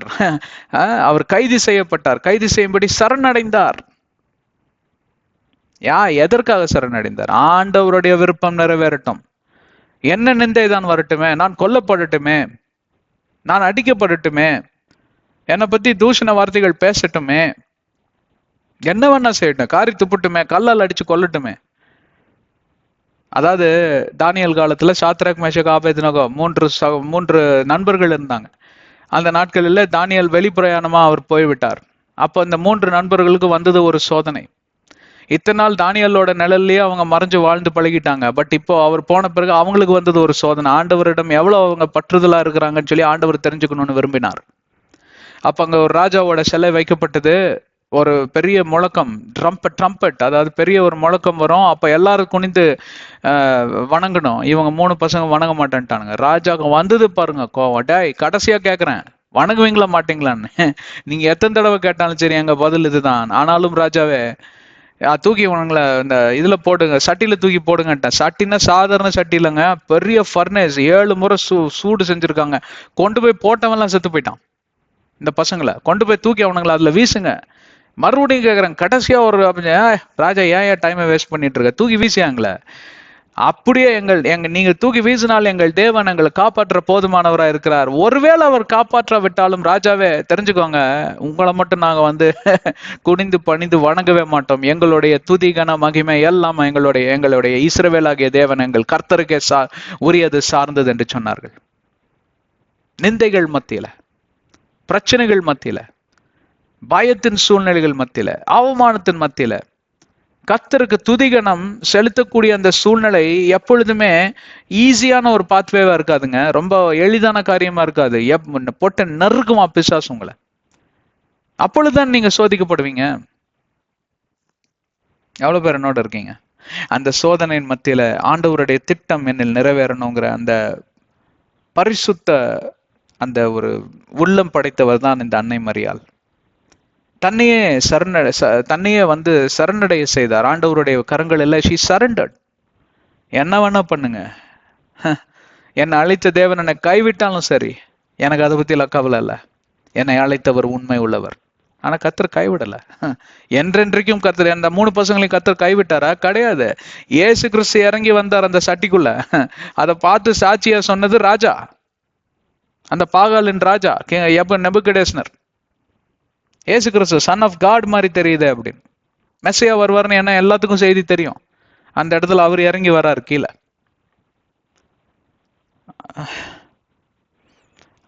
அந்த மாதிரி காலங்களில் நம்ம கடந்து போகிறப்போ ஆண்டவராகிய தேவன் எனக்கும் உங்களுக்கும் அதே தைரியத்தை, அன்னை மரியாளுக்கு கொடுத்த அதே தைரியத்தை, ஷாத்ராக் மேஷக் அபேத்நேகோவுக்கு கொடுத்த அதே தைரியத்தை நமக்கு தருவார். தைரியத்தோடு கூட ஆண்டவருடைய கரங்களில் நாம் சரணடைந்து நம்மளோட சுயத்தை, அதாவது எனக்கு இருந்த ஒரு பெரிய பலவீனம் என்ன தெரியுங்களா, நான் ரொம்ப யோசிப்பேன். ஆண்டவர் எனக்கு நல்ல அறிவை தந்திருக்கிறாருன்னு தான் நான் விசுவசிக்கிறேன். அதுல எந்த சந்தேகம் எனக்கு இல்லை. உங்களுக்கும் நல்ல அறிவை எல்லாத்துக்குமே நல்ல அறிவை தந்திருக்கிறாரு. நான் மட்டும் பெரிய அறிவாளி கிடையாது. என் அறிவை நான் நல்லா பிரயோஜனப்படுத்துவேன். நான் நல்லா யோசிப்பேன், உட்காந்து நல்லா சிந்திப்பேன், நல்லா பிளான் செய்வேன். அப்படியெல்லாம் சும்மா கண்மூடித்தனமா போய் நினைச்சுதான் கழுத எடுத்ததா ஓட்டுறதாக சரித்திரமே கிடையாது. அதனாலதான் பார்ப்பீர்களானால், நான் பெருமிதத்தோட சொல்லல, நான் தாழ்மையோட சொல்லுகிறேன். ஆண்டவருக்கு மகிமை உண்டாவதாக. எல்லா திட்டங்களிலும் ஆண்டவர் எனக்கு வெற்றியை தந்திருக்கிறார். நான் தோல்வி அடைந்த காரியங்களும் உண்டு, ஆனா அந்த தோல்வியே வெற்றியா மாறின காரியங்களும் உண்டு. என்னோட ட்ராக் ரெக்கார்டு அப்படித்தான் இருக்கு. அதற்கு காரணம், நான் நினைச்சிட்டு இருந்தேன் ஒரு காலத்துல, நான் உட்கார்ந்து ரொம்ப என்னோட அறிவை கொண்டு யோசிப்பதனாலதான் அப்படின்னு. ஆண்டவர் என்னை வெட்கப்படுத்தி போட்டார். ஆண்டவர் என்னை தாழ்த்தினார். ஏன்னா இந்த அறிவுக்கு பின்னாடி இருக்கிறது அவர் கிருபை. அதை நான் ஆரம்பத்துல உணரல. நான் இப்படியாக ஒரு பெருமிதத்தோட கூட இருந்தேன். நான் பாரு, நான் பண்றதுல இப்படி வாக்கிதாகும் அப்படின்னு. ஆண்டவர் 2-3 தோல்வியை அனுமதித்து அவர் எனக்கு காமித்து தந்தார். தம்பி, உனக்கு அறிவு இருக்கிறது உண்மைதான், ஆனா அந்த அறிவை விட பின்னாடி இருக்கக்கூடிய கிருபை இருக்கு பாத்தியா, அதை நீ மறந்தே போயிடாத. அந்த நாள்ல இருந்து நான் என்ன தெரியுமா பண்ண தொடங்கிட்டேன், நீங்க நம்ப மாட்டீங்க. நான் யோசிக்கக்கூடிய ஆற்றலை கொஞ்சம் குறைச்சிட்டேன். ஜெபிக்கக்கூடிய ஆற்றலை நான் கொஞ்சம் அதிகரிச்சுட்டேன். அவருடைய கரங்களில் என்னை சரணடைய வைக்கக்கூடிய அந்த காரியத்தை நான் அதிகரிச்சுட்டேன். அவரை சார்ந்து கர்த்தாவே என்னை வழி நடத்துங்கிற அந்த காரியத்தை நான் அதிகரிச்சுட்டேன். நான் யோசிப்பதை குறைத்து, ஆண்டவரே உங்களுடைய ஞானம் என்னில் செயல்படட்டும், உங்களுடைய வழிகள் என்னில் செயல்படட்டும், உங்களுடைய சித்தமும் உங்களுடைய தீர்மானங்களும் என்னில் செயல்படட்டுமே அப்படின்னு சொல்லி ஜெபிக்க ஆரம்பித்தேன்.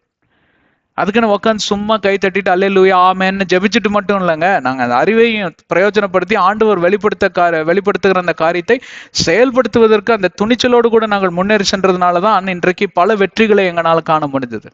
எங்கள் ஊழிய பாதையிலும் சரி, என்னோட பர்சனல் லைஃப்லையும் சரி, என்னோட ப்ரொஃபஷனல் லைஃப்லையும் சரி, வேலை ஸ்தலத்துலையும். அதுக்கெல்லாம் சாட்சி என் வீட்டாரு, என் தேவனே. யாருக்கிட்டையும் போய் இப்போ தத்தம்பட்டு அடிச்சு சொல்லணுங்கிற அவசியம் கிடையாது. உண்மை. இங்க போய் சொல்லி உங்ககிட்ட நாங்க என்னத்தை கிடைக்க போகுது? எனக்கு உண்மையை சொல்றேங்க, உங்க வாழ்க்கையில் நேர்ந்துடும். ஆனா இதற்கு ரோல் மாடல் யார் தெரியுமா? இயேசு கிறிஸ்து. அதற்கு பின்பே இந்த ரோல் மாடல் எனக்கு இந்த அன்னை மரியாள் தான். அருமையான ஒரு துணிச்சல் உள்ள பெண், கர்த்தரை சார்ந்து நடந்த ஒரு பரிசுத்தவதி. கர்த்தருடைய கரங்களை தன்னுடைய வாழ்க்கையை சரணடைந்த வைத்த ஒரு அருமையான ஒரு விசுவாச பெண், வீரப்பெண் அப்படி என்று சொல்லுவேன். சரிங்க, இதோட இந்த அத்தியாயம் மட்டுமல்ல, இந்த தொடர் போதனையை நாங்கள் நிறைவுக்கு கொண்டு வருகிறோம். ஆனால் இதை நிறைவுக்கு வரும் முன்னாடி கடைசியா ஒரே ஒரு நிமிஷம் எடுத்துக்கிறேன். என்னை கேட்டுக்கொண்டிருக்கிற அன்பான சகோதர சகோதரிகளே, கத்தோலிக்க நண்பர்களே, சிறு பிள்ளைகளே, தம்பி தங்கச்சிகளே, உங்களிடம் நாங்க வருந்தி கேட்டுக்கிறதெல்லாம் ஒன்னே ஒண்ணுதான். இந்த 6 அத்தியாயங்களை ஒரு முறை கேட்டால் உங்களுக்கு புரிந்த மாதிரி இருக்கும், ஆனா சரியா புரிஞ்சிருக்காது. இன்னொரு தடவை தான் கேளுங்களேன். ஒரு 2 முறை கேட்டு நாங்க கொடுத்த இந்த சாத்தியக்கூறு, அதாவது வேதத்தின் அடிப்படையில கொடுத்த இந்த சாத்தியக்கூறு எவிடன்சஸ் எல்லாம் கொஞ்சம் நீங்க வாசித்து பார்த்து தியானம் செய்து உங்க வழிகளை சற்று ஆராய்ந்து பாருங்கள். முன்னோர்களுடைய பாரம்பரியம் தான், இல்லை என்று சொல்லவில்லை. அந்த பாரம்பரியத்துல வாழ்ந்தவன் தான் நானும். ஆனா அந்த பாரம்பரியத்துல ஒரு காலத்திலிருந்து விட்டு வெளியே வந்தேன். ஏன் வெளியே வந்தேன்? ஏன் அதை நிராகரித்தேன் என்றால், என் வேதம் சொன்னதுதான் பிரதானம். என் கர்த்தராகிய தேவன் சொன்னதுதான் பிரதானம். மரியாளும் அப்படித்தான் அவர்கள் வாழ்க்கை வாழ்ந்தார்கள். மாதா என்கிற மரியாள் இந்த உலகத்தால உண்டாக்கப்பட்டது. மரியாள் கிறிஸ்துவின் தாயார், இயேசுவின் தாயார். எப்படிப்பட்ட வாழ்க்கை வாழ்ந்தார்கள்? அவர் என்ன விதமான பாத்திரம், என்ன விதமான குணாதிசயம் படைத்தவர் என்று சொல்லி வேதத்தின் அடிப்படையில் உங்களுக்கு வெளிப்படுத்தப்பட்டிருக்கிறது. இது இரண்டையும் நீங்கள் தான் அலாசி ஆராய்ந்து ஒரு தீர்மானத்துக்கு வர வேண்டும். இடது பக்கம் செல்வதா வலது பக்கம் செல்வதா என்று சொல்லி குழப்பத்தில் நீங்க இருக்க வேண்டிய அவசியமே கிடையாது. நீங்க இதை சரியாக தியானித்து ஆண்டவரிடம் சென்று ஜெபித்து மன்றாடுவீர்களானால் கர்த்தர் உங்களை வழி நடத்துவார். உங்களை கொண்டு மாபெரும் காரியங்களை செய்வார். என்னை கேட்டுக்கொண்டிருக்கிற அருமையான சகோதரிகளே, நீங்கள் அடுத்த அன்னை மரியாள் ஆகலாம். உடனே மசியா திருப்பி என் வயிற்றுல பிறப்பாரு, அப்படி இல்லைங்க. அன்னை மரியாளோட குணாதிசயங்கள், பெண்கள்ங்கிறவங்க சாதாரண நாட்கள் கிடையாதுங்க. உங்களை கொண்டு பெரிய பெரிய திட்டங்கள் ஆண்டவர் வைத்திருக்கிறார். ஒரு பெண் ஆவதும் பெண்ணாலே அழிவதும் பெண்ணாலேன்னு இருக்கக்கூடிய அந்த பழமொழி எதனால வந்ததுங்க? அழிவது பெண்ணாலே. எசபேல் மாதிரி பெண்களும் இருந்தாங்க எல்லாம் அழிச்சு போறதுக்கு. ஆனா சரித்திர நூல் எடுத்து வாசித்து பார்த்தீங்கன்னா, எஸ்பெஷலி வேதாகமத்தின் அடிப்படையில எத்தனை தைரியம் உள்ள பெண்கள் தெரியுங்களா? ஜூடித்னு ஒரு பெண் இருந்தாங்க. கத்தோலிக்க பைபிள்ல தான் அந்த புத்தகம் இருக்கு, நான் வாசித்திருக்கேன். அருமையான ஒரு பெண். அதே துணிச்சல், ஒத்தால உள்ள போய் அந்த எதிரி ராஜா அனுப்புற அந்த எதிராளிய தலையை அறுத்து அப்படியே தலையை கொத்த தூக்கிட்டு வந்தா பெண்மணி. அதுக்குன்னு அவங்க போருக்காக பழகுவிக்கப்பட்ட பெண் கிடையாது. தைரியம், ஆண்டவருக்காக நின்று பல காரியங்களை செய்யணும்னு. டெபோரா, ஏன் மோசையோட தாய், யோசேப்போட மனைவி அஸ்னத், எவ்வளவு பிரசங்கம் பண்ணியிருக்கோம் தெரியுங்களா? எங்க பிளேலிஸ்ட்ல போய் பாருங்க. ஆங்கிலத்துல நிறைய காரியங்களை பிரசங்கம் பண்ணியிருக்கோம். பெண்கள் சாதாரண ஆட்கள் கிடையாது. என்னை கேட்டுக்கொண்டிருக்கிற கத்தோலிக்க சகோதரிகளே, தயவு செஞ்சு இந்த காரியங்களை நீங்க சற்று ஆராய்ந்து பார்க்க வேண்டும், தியானிக்க வேண்டும், ஜெபிக்க வேண்டும். ஒரு தெளிவான பாதையில் நீங்க நடக்க வேண்டும். ஆண்டவருக்காக பெரிய காரியங்களை நீங்க செய்யணும்னு உங்களை வாழ்த்துகிறோம். சகோதரர்களையும் வாழ்த்துகிறோம். உங்களை இயேசுவின் நாமத்தில் ஆசீர்வதிக்கிறோம். இந்த அத்தியாயங்களும் இந்த தொடர் போதனையும் இதோட நிறைவுக்கு வருகிறது. இதை குறித்து இன்னும் அதிகமான டீட்டெயில்டான போதனை தேவையென்றால் எங்களோட இணைந்திருங்கள். ஆங்கிலத்தில் நாங்கள் இதை பண்றோம். ரொம்ப டீட்டெயிலாக பண்ணுவோம். 30-40 செஷன்ஸ் பண்ணலான்ட்டு இருக்கோம். நீங்கள் அதுலேருந்து மறந்த 30-40 அத்தியாயங்கள் வரும். அதில் ஆங்கிலத்தில் நீங்கள் போய் நல்ல டீட்டெயிலாக இன்னும் நிறைய ரகசியங்கள் வெளிப்படுத்தப்பட்டிருக்கு. இது ரொம்ப ரத்தன சுருக்கமாக சொல்லக்கூடிய காரியங்கள். இதுக்கே பாருங்க 6 மணி நேரம் ஆயிடுச்சு. கண்களை மூடி சிரத்தை தாழ்த்தி நாம் ஜெபிப்போம். ஜெபித்து இந்த தொடர் போதனையை நிறைவுக்கு கொண்டு வருவோம். அன்பின் பிதாவை ஸ்தோத்திரிக்கிறோம், ஆராதிக்கிறோம், மகிமைப்படுத்துகிறோம். தெய்வமே, இந்த அருமையான நாளுக்காய் நன்றி. எங்களோடு கூட இணைந்து தேவனாகிய கர்த்தர் பல காரியங்களை நீர் வெளிப்படுத்தி இருக்கிறீர். அன்னை மரியாள், இயேசுவின் தாயாரை குறித்து பல ரகசியங்களை எங்களுக்கு வெளிப்படுத்தி இருக்கிறீர். வேதத்தின் அடிப்படையில இவர்களுடைய குணாதிசயத்தை நாங்கள் கற்றுக்கொண்டோம். அப்படிப்பட்ட பரிசுத்த பாத்திரங்களாய் நாங்களும் எழும்ப வேண்டும் என்று சொல்லி இயேசுவின் நாமத்தில் ஜெபிக்கிறோம் பிதாவே, ஆமென். கர்த்தர் உங்களை ஆசீர்வதிக்கட்டும். தெரிஞ்சவங்களுக்கெல்லாம் இந்த சேனல் டீடைல்ஸ், வீடியோஸ், நீங்க பார்க்குற வீடியோஸ்ல ஷேர் பண்ணுங்க. ஃபேஸ்புக், ட்விட்டர்ஸ், இன்ஸ்டாகிராம்ஸ் எல்லாத்துலேயும் போடுங்க. வாட்ஸ்அப் ஸ்டேட்டஸ்ல போடுங்க. இந்த உலகத்தின் ரட்சிப்புக்காக ஜெபித்துக் கொள்ளுங்க. இந்த உலகத்தில் இருக்கக்கூடிய கிறிஸ்துவ சகோதர சகோதரிகள், கிறிஸ்தவ ஊழியங்களுக்காக ஜெபித்துக் கொள்ளுங்க. எனக்காகவும் ஊழியத்துக்காகவும் ஜெபித்துக் கொள்ளுங்க. எபேசியர் 6:18, கொலோசியர் 4:3 அதைத்தான் சொல்லுகிறது. உங்களுக்கு ஜெப தேவைகள் இருக்குமானால் இப்போ உங்களுக்கு தெரியும் யாரிடம் சென்று ஜெபிக்க வேண்டும் என்று உங்களுக்கு தெரியும் என்று சொல்லி நாங்கள் விசுவசிக்கிறோம்.